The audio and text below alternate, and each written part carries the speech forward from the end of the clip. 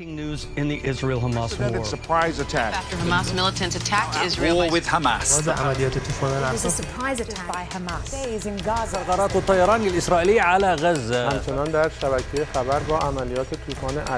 Now that the world's attention is on Palestine, an important question occupies the world's mind. Is the Al-Aqsa Storm the final battle between the resistance axis and Israel? The actions of the resistance axis against the Israeli regime since the decline of ISIS can be divided into two periods: preparation and patience and attrition. During the preparation period, the Islamic Republic of Iran took advantage of its field presence in the Levant and the subsequent war in Yemen to arm the resistance axis against the regional enemy. The Israeli regime and Israel's chief sponsor and enabler, America. The Islamic Republic bolstered the missile power of the resistance axis against the Israeli regime by establishing the Imam Ali military base in Bukamal, Syria, and building underground facilities for storing and launching tactical missiles.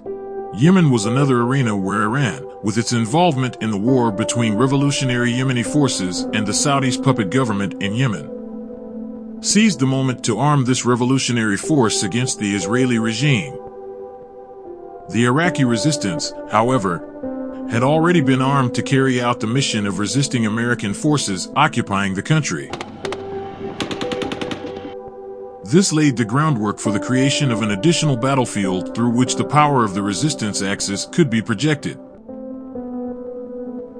The axis was now ready for the next step, the period of patience and attrition. An important question that arises here is, should the resistance axis have entered the battle against Israel with all its might? We answer this question from three perspectives. First, the resistance axis did not want to engage in an all-out war with Israel, because entering such a war would undoubtedly result in America's entry into the war in full support of Israel. Therefore, the resistance set its goal to change the equations governing the existence of the Israeli regime through a series of carefully calibrated attacks that would surprise Israel, but with limited consequences.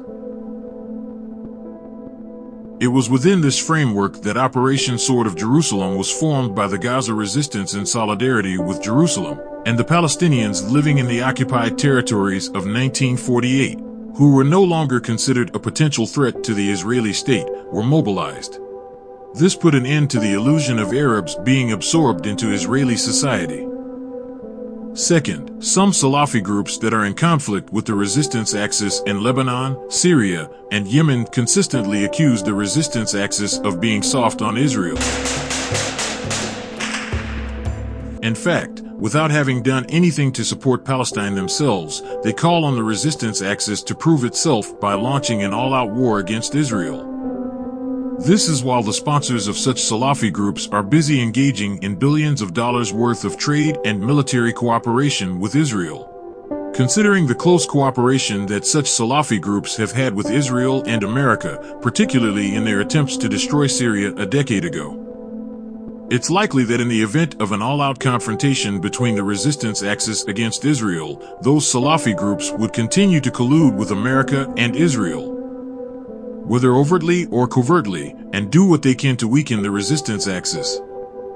The contradiction between the pro-Palestine words and the pro-Israel actions of Salafi groups is reflective of a propaganda campaign that aims at nothing but laying the groundwork for the sudden destruction of the resistance axis. Third, members of the resistance axis are obliged to consider the social and political conditions of their own country and act within that framework.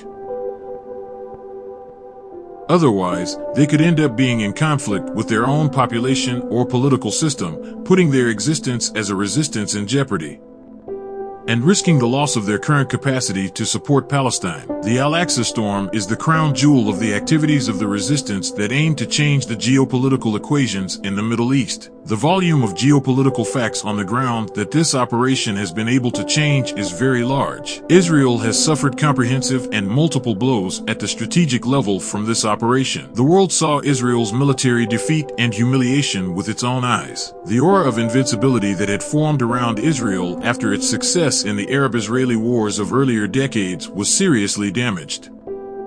Alongside this, the mythical status of Israel's intelligence apparatus, particularly the Mossad, was also broken. An apparatus that purported to be capable of limiting Iran's nuclear program failed to control a besieged paramilitary group operating right under its nose and under its occupation.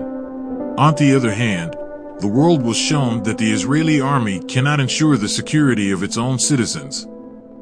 Netanyahu had spent his entire life in politics, especially foreign policy, advocating the position that for a final solution, there is no need to give significant concessions to the Palestinian side, and the Palestinian issue can be sidelined permanently with the help of Arab countries. This made reaching a two-state solution less and less possible every day.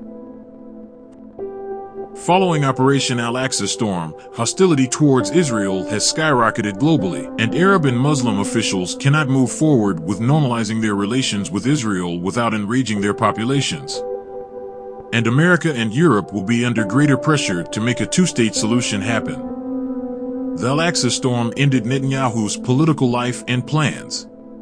The Israeli state has lost legitimacy and trust in the eyes of many of its constituents in various arenas and faces a new popular and political front against itself. The current strategy of the resistance axis is to prevent the defeat of the resistance in Gaza by managing the battlefield, and by carefully calibrating growing military pressure on different fronts, and to destabilize Israel in this way by disrupting its concentration. Of course, Israel feels compelled to try to compensate for the blows it takes at the hand of the resistance axis, and where it is incapable of responding to its military adversaries, it tries to compensate by taking its frustration out on civilians with the help of a fabricated narrative. Israeli journalist Nahum Barnea has stated that Israel has not achieved any victory in facing Operation Al-Aqsa Storm so far, and most of these military operations were executed hastily and without planning, such as the attack on Khan Yunis. He described this operation as a hasty and ill-considered action that will certainly impose heavy costs on Israel. If the war ends in such conditions, the resistance will undoubtedly win.